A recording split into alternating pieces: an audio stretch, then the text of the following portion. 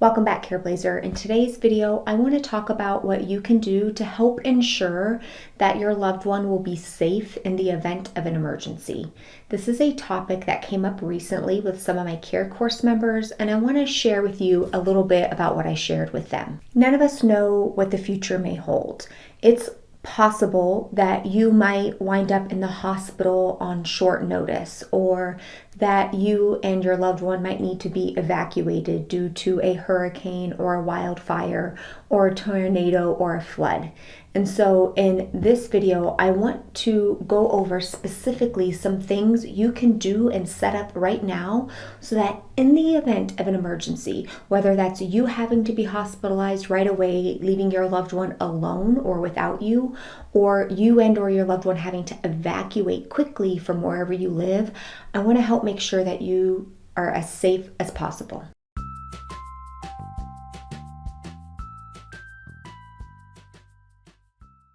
My goal for you in this video is for you to be able to make your own emergency plan for you and your loved one. I hope that you never ever have to use it, but if you do, I want you to make sure you have one in place so that a very scary, chaotic situation is not made even more scary because you're not quite sure what steps to take. I want you to walk away with your own emergency plan after this video. The very first thing I want to talk about is likely going to be the hardest thing about coming up with your emergency plan.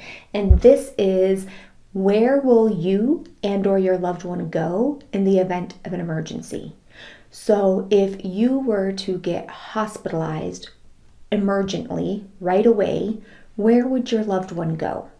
If you and or your loved one had to evacuate quickly because maybe you live in an area where there are wildfires or hurricanes, where would you and your loved one go? So with this question, it's important to think about any trusted family members, friends, neighbors, or even healthcare facilities that might be able to step in and provide care for your loved one if you wound up in the hospital, for example, or if you had to be taken away for some reason, go somewhere away from your loved one for some reason. And then you also want to ask, would those people, like if you have a friend or a family member, for instance, would that person come to your home where your loved one is and provide the care? Or would your loved one go to that person? This step is going to take some research. It's going to take some thought about where you would feel most comfortable with your loved one going. If you're somebody who maybe doesn't have any available friends or family nearby, you might have to do some research into facilities that are nearby that could take somebody in on short notice and what kind of care they would provide and the cost of that care. It's also going to require some upfront communication with friends or family member if you do want to approach one of them in terms of being an emergency backup plan, in terms of letting them know what they might expect, the kind of care that your loved one would need, so that they are fully aware and understand your loved one's needs and will be able to meet those needs if they need to. In the event of a very quick evacuation where you and your loved one both just need to get out of the area really quickly, this is where you might want to think about friends or family members who are maybe in driving distance away but further outside of the area of danger. You might also want to research what hotels might be available that's out of the usual danger zone and within a driving distance. That's also where you might want to consider whether those hotels or friends and family members are even pet safe, in terms of if you have a pet that you would need to take with you. That's also something to consider when you're thinking about your emergency plan.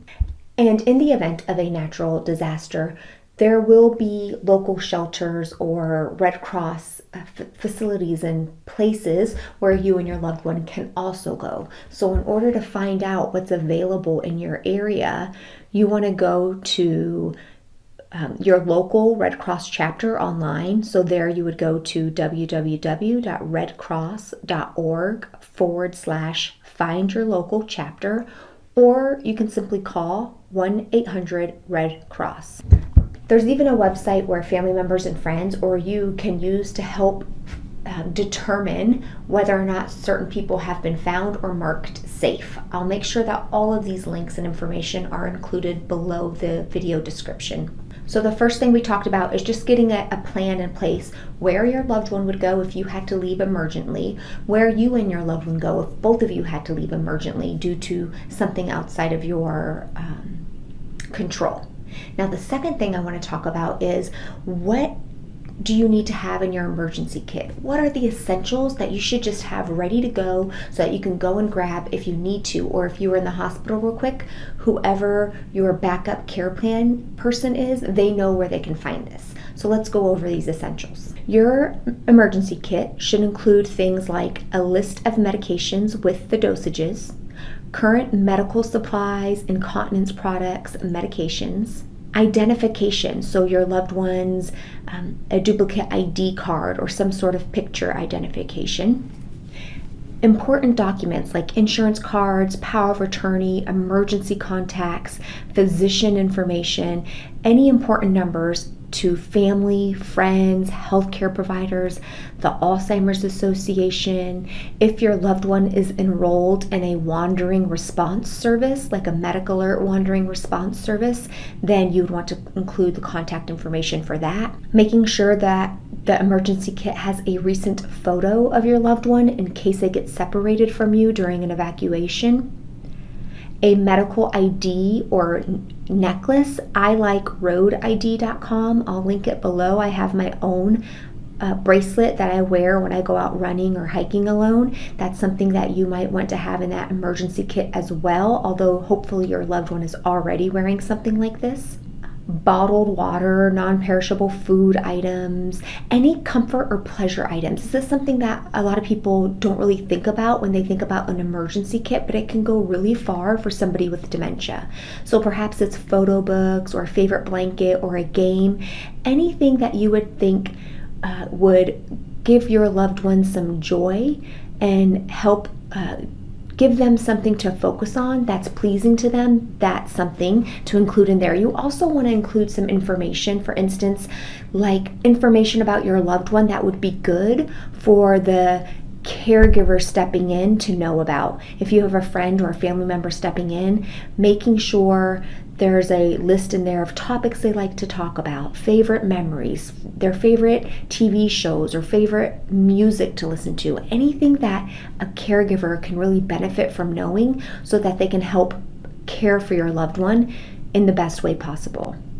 You also want to include several easy to change outfits that are appropriate for the weather condition. Velcro shoes or sneakers, so shoes that are really easy to take on or take off, a cell phone charger, any spare eyeglasses, and consider having what you can in both physical and electronic form. So things like the documents, medication list, phone numbers, insurance cards, you want to have those things in this emergency kit, but you also, if you can, have an electronic backup of those things. Now, third, I've kind of already mentioned it, but it's so important, it deserves its own category, is you want to make sure that whoever is involved in the emergency coverage plan, whoever is going to step in and help provide care, if something were to happen to you or you needed some additional hands-on, they need to know about this kit and where they can find it.